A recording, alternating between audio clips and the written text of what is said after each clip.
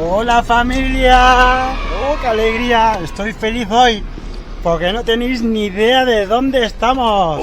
Y es que estamos nada más y nada menos lo dejo para después. Hoy hemos venido al pueblo de Gavarnie, situado en el Pirineo francés. La ruta empieza desde este mismo lugar, pero para ello tendrás que cruzar el pueblo entero. Si vas con tu vehículo, tendrás que pagar 8 euros por ser un turismo y un importe de 10 euros las furgonetas, camper, autocaravanas, etc. Las tarifas del parking son de 24 horas y podrás dormir en tu vehículo.